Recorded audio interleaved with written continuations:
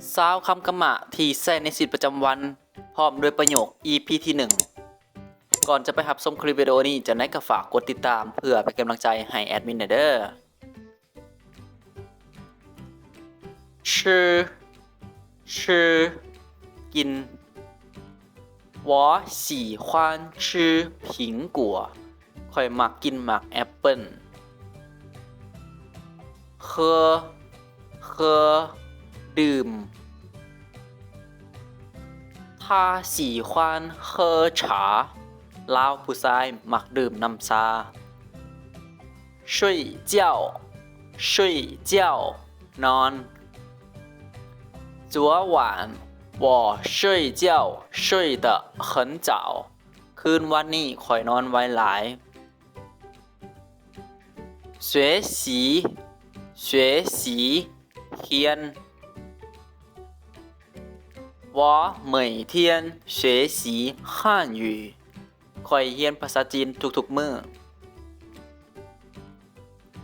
工作เฮ็ดเวียก他在医院工作ลาวผู้หญิงเฮ็ดเวียกอยู่โรงหมอข้านเบิ่ง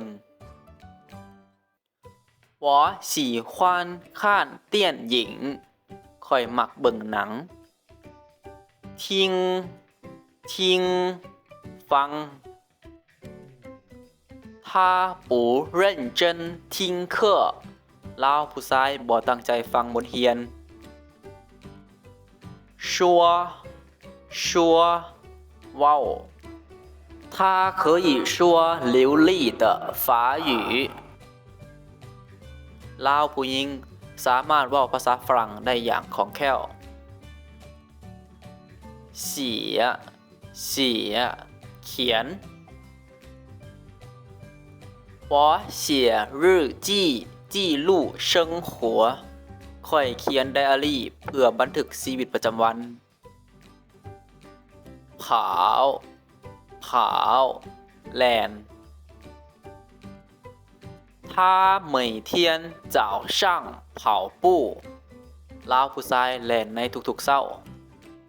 游泳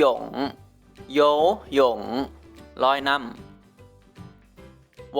会游泳ข่อยลอยน้ำเป็นหรือว่าข่อยสามารถลอยน้ำได้打电话โทร我要给朋友打电话ข่อยต้องการโทรหาหมู่หม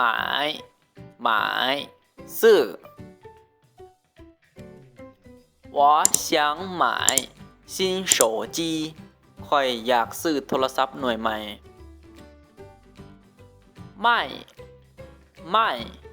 ขาย这个商店卖很多衣服ห้านค้านี่ขายเสื้อผ้าหลายอย่าง坐นั่ง我坐公交车去学校ข่อยนั่งรถเมล์ไปโรงเรียน站ยืน他站在门口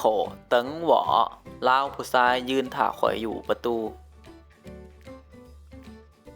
等ท่ารอท่า请等我一下กรุณาท่าข่อยแป๊บหนึ่ง走ย่างหรือว่าไป我们一起去走走吧พวกเฮาไปย่างลินปะ帮助สวยเหลือ他经常帮助别人ลาวผู้ชายสวยคนอื่นตลอดอ้ายหัก我爱我的家人ข่อยหักคนในครอบครัวของข่อย โอเคเนาะก็จะประมาณนี้สำหรับใครที่ยังไม่ทันได้กดติดตามจะได้ก็ฝากกดติดตามเพื่อเป็นกำลังใจและรับชมคลิปใหม่ๆจากช่องของเฮาได้เด้อ